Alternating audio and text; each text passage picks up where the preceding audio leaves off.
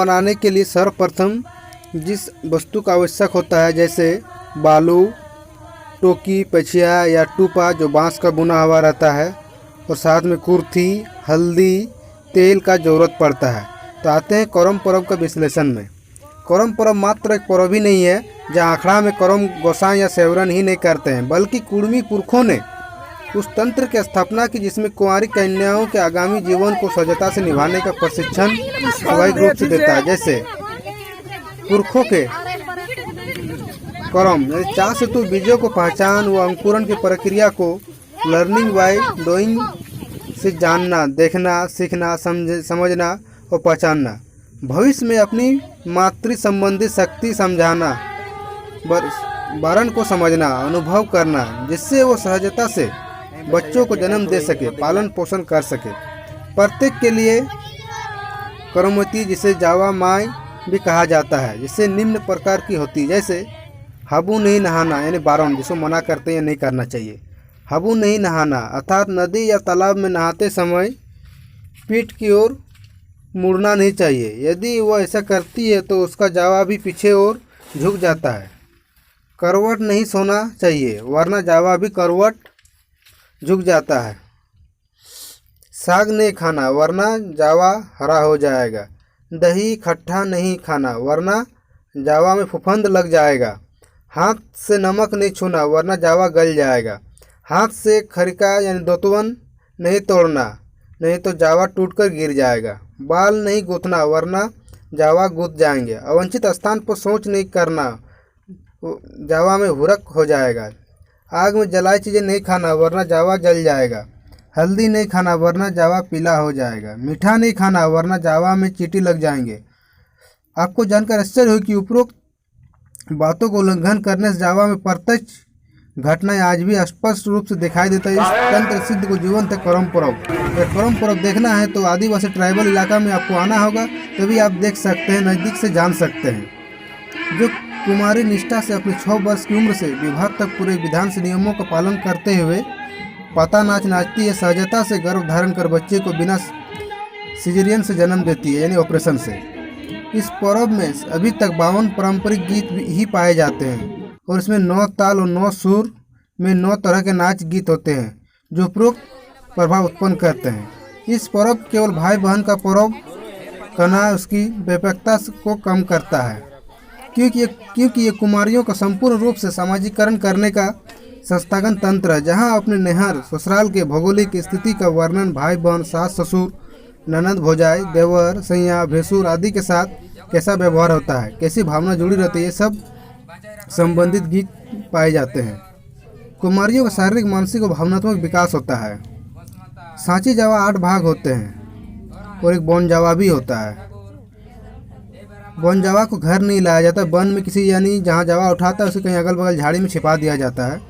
सांची जावा में 8 भाग होते हैं और बीच में एक भाग यानी कुल 9 हिस्से होते हैं, जिसे 9 अनुभवी कुमारियाँ थापती है। प्रत्येक कुमारी अपने अपने हिस्से में अलग अलग प्रकार की बीज होती है और अपने हिस्से को देखभाल करती है।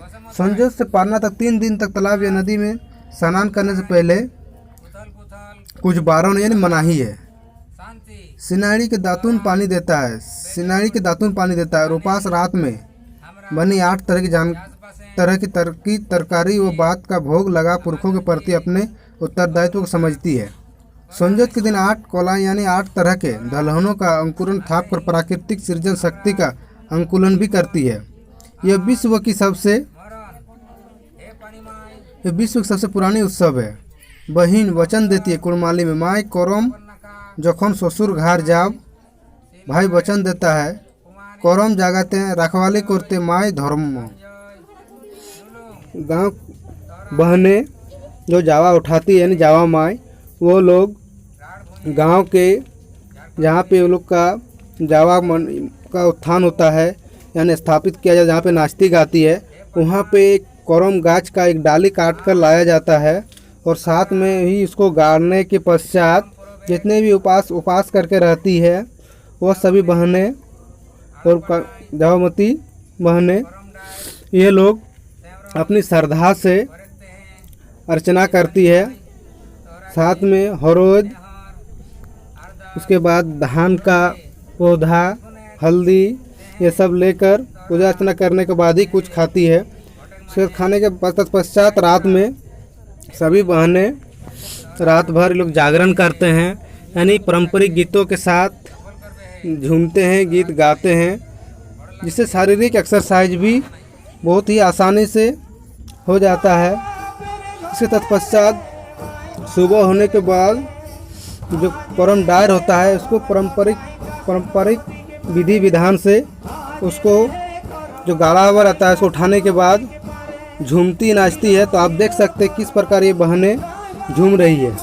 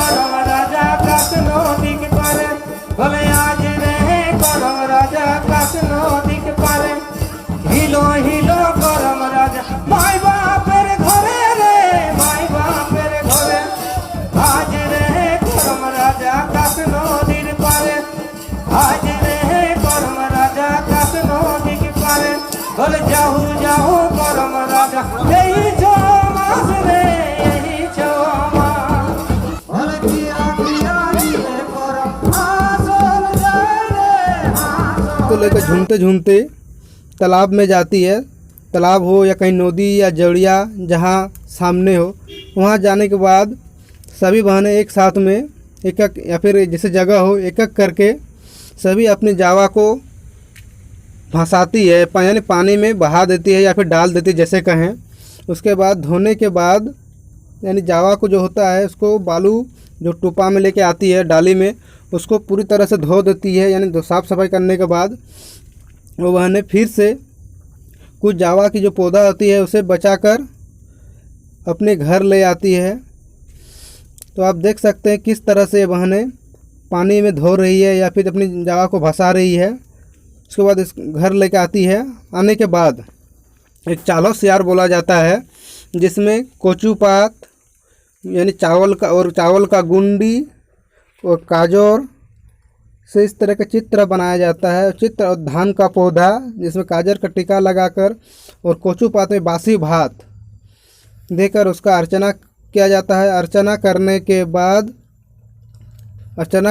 बाद सभी बहनें अपने जो फास्टिंग होता है यानी उपवास, उसके बाद अपनी खान पान करते हैं, यानी खाना खा लेते हैं या फिर जो कहे नाश्ता।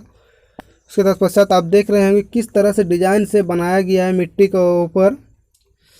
बनाने के इसके बाद ही मैंने जावा जो अपने बचा कर लाती है वहाँ से खुद अपने भाइयों के कलाई पर बांधती है। और इसी प्रकार हमारे करम पर्व का समापन होता है और यही होता है भाई और बहनों का प्यार।